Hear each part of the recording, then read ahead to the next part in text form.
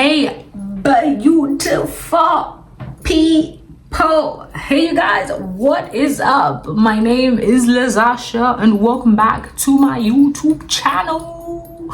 Today is the day. Today is the day, you guys. I know. I have been talking about FSJ, BFD, and the whole jazz, the requirements, intakes, accommodation, the things you need to consider, all that wonderful, beautiful stuff. But today, I finally get to share my FSJ experience. Yeah, I finally get to walk you guys through my crazy journey. Probably not that crazy really, but just honestly how it was. I remember I got a question. Wait a minute. Let me look for it really quick. There's somebody who actually asked me and they said, can you share the organization where you volunteered and do a video on the interview with the organization after you applied? How was it like? What was the language used during the interview? More like an overview, what transpired.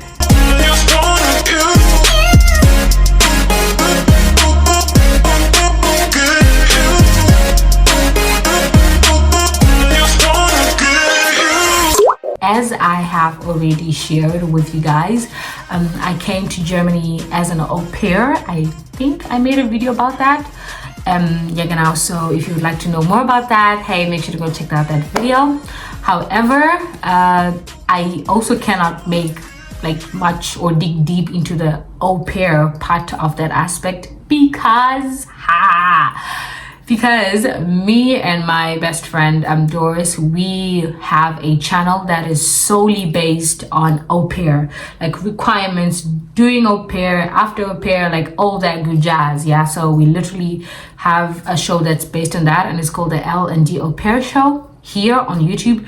So if you are interested in that, so make sure to check that channel out, and of course like, comment, share, all the beautiful stuff. Yeah, girl decided I think this is probably just gonna be like a story time and stuff like that. I don't know, but do I even still remember the Ganzgenau procedure? I hope. Anywho's, so girl decided that she wanted to do FSJ, and particularly FSJ in a hospital.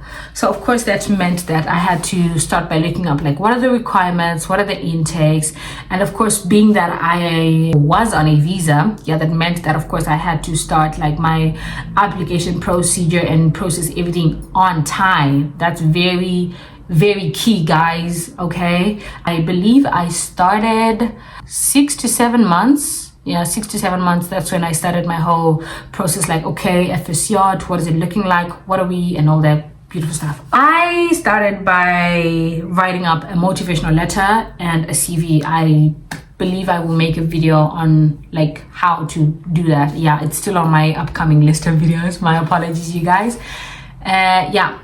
So I started by writing up my motivational letter and my CV. And basically in my motivational letter, I was telling them my current occupation, what I'm currently doing at the moment, which of course at that time was an au pair.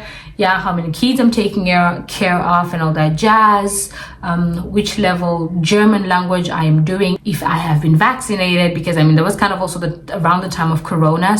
Yeah, genau. So I'm writing all these things. Was there anything else? Of course you have to put your name, your address, and of course the biggest reason, which is probably in my second paragraph, I believe, the biggest reason, which is why you would like to do an FSJ. Yeah, why are you even thinking in the direction? So that's I think that probably took most of my second paragraph in my motivational letter, if I'm not mistaken. And also I mentioned that I would love to be able to have an accommodation. I'm sorry, I'm looking this way because I have to be recalling this from my memory, y'all. I also mentioned that I would love also to have an accommodation. So as you're listening to this, these are also just tips that you can also be taking for your motivational letter if you're looking to be writing one. And there's also an aspect where you have to mention what your strengths are, so for me, that's where, like I was mentioning, along the lines of I'm hardworking, I work really well in like a team and all that good jazz. Basically just so you guys have like a picture of what my motivational letter looked like, and then we come to the CV. The CV is mostly usually required to be in a tabular form, so I would encourage you to look that up on like Google, like what that specifically looks like. But I personally went, I believe it was lebenslauf.com, if I'm not mistaken, because I had a friend of me send me that link, and on lebenslauf.com you can be able to have like the help to create like a CV in like tabular form, or like kind of, I don't know, like different, they have like different samples sozusagen that you can already use, templates, samples, they have templates that you can already make use of. So yeah, there was that. I CV done, motivational letter done, and what did I do? I simply went on Google. This is the part that absolutely applies to all the people that are always asking me like, Lazasha, do I need an agent? Can I do it by myself? Honey, Google is your agent. Do you understand me? And it is cost and laws. Google is your agent. That's what I did. I then went on Google, and I was just like, basically, of course, sending out my applications. For me, in my specific case, to hospitals, If you want, you can already attach like all these other documents, like the language certificate, the vaccinations, and all that good jazz. But for me, I was only just sending out my CV and my motivational letter. Those are the two that I was sending out. Different. And if I'm not mistaken, I think already after a week, I was already getting like responses like, yes, we'd love to have you for an interview. We've loved your application. And I was actually, quite frankly, surprised and shocked. I don't know. I was getting more and more positive responses. And I was like, oh, okay, And also bear in mind that I was also doing research at this time, so I would also come across people that were talking about how difficult it was to get an FSJ place in a hospital, like just how they have all like these high standard requirements, blah blah blah. Of course, they do have like the high standard requirements, but as far as I noticed, it really was not that complicated. Like, it was not that difficult, like how people made it sound, honestly. But nonetheless, it meant that for me, I ended up having this like mindset of like, the first hospital that responds to me, I am going to get it. However, as much as I was also getting like quite a lot of good responses, I was also getting as well negative responses. Other organizations would say no, like we can't like consider you for our organizations. Others were saying we like your application, but we do not offer accommodation. Others were saying, okay, we would like to take you in, but we do not offer accommodation, but we can give you like rent money. So tell us if that is an option that you would be open for. Others were saying we need like a higher level of German language. So you would definitely be coming across different types of responses, but I would absolutely say, hey, keep going and keep on applying. So once, however, like an organization responds to you and you love them, you respond back, and usually they respond by saying, okay, we've loved your application, and then they invite you for the interview. I remember I went for like 3 to 4 interviews. Don't be judging me, y'all. Girl was on the search, okay? But yeah, that was how it was. I went for like 3 to 4 interviews. I think I had 2 online interviews and then like 2 in person. I had a hospital that responded to me, but they were quite far away. They responded to me and I responded and I accepted, like, yes, I would love to come for an interview. And I traveled in the night. Whoa, bro, like I needed to be there the next day at around 8 a.m. and this was like 8 hours away. So that meant that I had to travel in the night. I remember at 3 a.m. in the morning at the Hauptbahnhof, you're thinking, oh my goodness. And it's so cold. Yo, bro. Dedication was here. I tell you, dedication was here. And literally spent the whole night traveling, honestly. Yeah, and then I arrived in the morning. I got there, with my backpack and like jackets, and they're like, where are you coming from? And then I mentioned to them and they're like, oh my gosh, you're coming from that far. And I'm like, well, yeah. I guess at that time, I just probably the reason why I was like looking for a different area as well was just maybe to be like in a different region or something like that of Germany, you know, than the one I had been in the whole time. Yeah, but yeah, not that there was anything specifically wrong with where I was. It was just like the feeling of, maybe it would be nice to like see and try out a different region of Germany. Yeah, that's the reason why I like was applying further away. I was applying both near to me and further to me, but for some reason those furthest to me were the ones that like were responding first for some reason. Yeah, so I was like, oh, okay, then let's do it, you know. Yeah, so I get there and I remember I left my bags in some corner, and then they sat me down, you know. They're like telling me about the organization and everything. And one thing as well, they also had informed me in the email that, hey, when you come, please make sure to bring sports shoes, which for me meant that this was also going to be a Probetag. It was not just going to be an interview day, but it was also going to be a Probetag. Probetag means that you actually get to go on the station, like you actually get to work that day. Yeah, so that they are seeing you, you are seeing them. Yeah, everybody's checking out the other person, you know. They're checking like, okay, is all that you said in your motivational letter and CV actually true? You know, they're seeing like how you work and all that stuff, but you don't work like the entire day. I remember I worked just like 2 to 3 hours, I believe. Yeah, 2 to 3 hours, just to get like a feel of like what working in a hospital station feels like. So I got there, and then we sat down, and they like described to me everything about the hospital and everything, and you know what their values are and all that good stuff and everything. And then I was asked to go like change my clothes into the uniform, and I did, which I was so super excited about because that was like my first time ever. Super excited. Oh my god, I think they could just tell. Oh my word. Yeah, it was, I changed, and then I went on the station, and it was actually definitely an experience, you know, just being there, like seeing like, this is what it's going to be like. You know, I'm going to be a part of a team. I mean, you already know this, but it's a different, it hits home a lot more when you actually get to be there in person on the station. You know what I'm saying? I did my like the 2-3 hours, and yeah, and then after that I finished, and then I went back to the lady who had spoken with me before, and yeah, this is the time where they basically then finished the rest of the interview. So now they're asking me like, okay, do you have any questions? And I was like, yes. Do you have accommodation?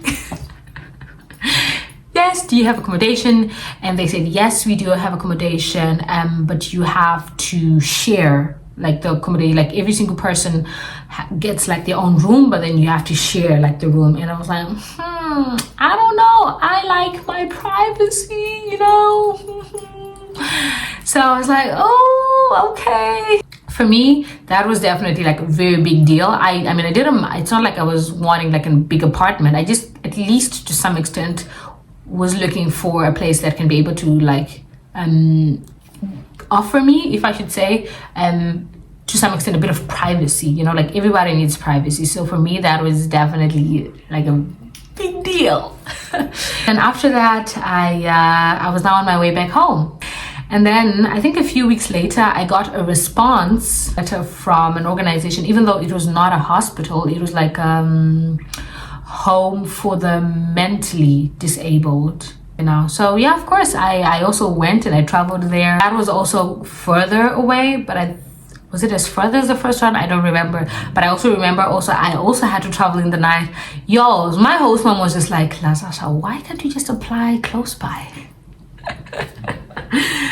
It wasn't making sense to her, you know, it wasn't making sense to my host mom, you guys. Again, I traveled as well, and then I got there, and the place was so amazing. The people just, they were showing me like, in that organization, it was going to be in such a way that we would have to like spend the day with like the mentally disabled people, like doing activities with them. And this is what they were showing me, like painting, drawing, handcraft and beautiful stuff like that. It was so beautiful, you guys. I just fell in love with the activities. And what then hit me as I actually went to them for the interview was that it was actually located in like a small town. I mean, it was really it was a beautiful, honestly, it was a beautiful small town. And yeah, the people were great. They were showing me all this. I got to meet like the workers, what they do, and they explained all these beautiful jazz to me. And I remember I also asked them if they had an accommodation, and what was their response? Exactly, I remember. They even showed me the accommodation. They even showed me the accommodation. They showed it to me. Like, they showed me the place where I was going to be staying. Like, yeah, this is where you would then be staying. And even after that, the lady who had interviewed me was so kind enough to give me a ride to like the train station, which I found, like I said, the people were just so heartwarming, you guys. It was so beautiful. Oh my gosh. Yeah, but then once I got to the train station, again, since it was far, my train was coming, like, it was going to be coming at around 3 p.m. and that was still like at around 1. And here I might as well look around. So that was also a beautiful chance for me to also like just that was also just a beautiful chance for me to take a walk around and see this beautiful small town, you know. And finally my train came and I went back home. I don't know why, but that I had been applying, of course, and loving all these years, but I would love to believe that the Holy Spirit in me wanted me to remain where I am, but I was not sensitive enough maybe to discern that. But thankfully my host family did, because they encouraged me and they were like, Lasasha, apply here, like stop applying so far. You know. And of course me as well, as I was applying to all these further places, of course I loved it, but at the same time there just wasn't that you know how you go to a place and it's like everything just sort matches, you know, you like, this is it. Yeah, I wasn't getting that feeling from all these places that I was going. I am so still grateful to my host mom even up until this day, because she pushed me, and then I started just like putting more and more applications close to me. And what do you know, I got invited for an interview to one of the hospitals that was actually close to me, and it is a big one. And I was like, wait, what? I was super excited. I got ready, you know, and they told me what time the interview was going to be. On the day, prayed. Auf jeden Fall, you always gotta pray. You always gotta pray. I went there for the interview. Everything went so super well. The interview is always in German, and yeah, it's always in German, and then they will ask you questions. Yeah, and for me, whenever it came to, do you have a question for us? Yes, accommodation. And they're like, yes, we do have accommodation. Do I have to share with somebody? No, you do not. Perfect. You only have to like share the kitchen. I had to share like the kitchen and the bathroom. Yeah, but it's like I would have like my own private room. Perfect. Hospital. Perfect. Big city. Perfect. Perfect. Jesus. Perfect. And the lady also who interviewed me, so heartwarming. Then that feeling came that this is it. When I was then done with my au pair year and then moved, you know, to my FSJ building, and my host family helped me to do that. It was so beautiful, you guys. It was like as if a student who's being sent away to college or boarding. Oh my gosh. The day that came, then I then started like working, you know, as an FSJ officially in the hospital, on the station, and getting to meet new work colleagues, new bosses, and all this beautiful stuff. Y'all, it is a wonderful experience. And I finished my FSJ year, like I did it for 1 year. Got to meet new amazing people, learned a lot of things, went on seminars, which I absolutely love. If you do not know what a seminar is, hey, check out the vlogs that I made during the time that we were at seminars. It is amazing and beautiful. I loved it. Just also put this there. I also had gotten a response from one of the organizations that were close to me, but I did an interview online with them. Those people really roasted me, y'all. During the interview. Some of the questions they were asking, I was like, my German, is my German high enough for this? Yeah, but as far as for the interview, the one where I then got a place, the interview, like I said, it was in German, and I was able to understand the lady, and she also was able to understand me, which is also very important, you know, because after my interview and I got the place, and I got my contract, and as soon as I had my contract, I then had to start applying for my FSJ visa to be in general, like the requirements that they then needed at the Ausländer Behörde for them to be able to like give me a FSJ visa. Ja, genau. The contract itself, the FSJ contract, the German language, the proof of accommodation, and insurance, if I'm not mistaken. Those are the ones I remember. Were there any challenges that I faced during my FSJ year? One of the challenges that I thought I was going to face was with the language, but no, it was actually understandable. Like the people, they understand, you know, that you're still learning German, so they speak with you at a, I don't know if you say at a rate or at a speed that you can understand.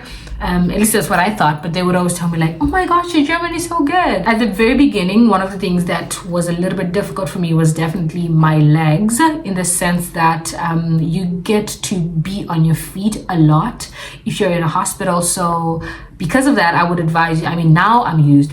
Now I don't even feel a thing, okay? Like now, honey, don't feel nothing. But at the beginning, that was a bit of a challenge for me. And I remember I would come back home and I would not want to walk anymore. You know, I just want to put my feet like this.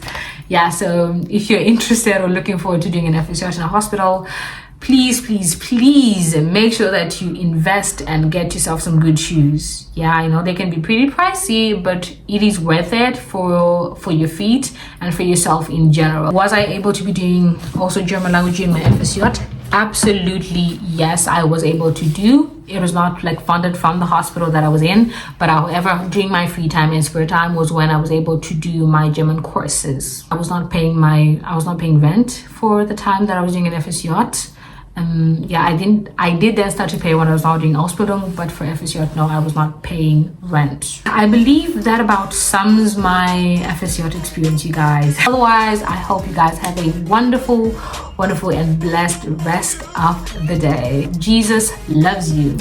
Bye.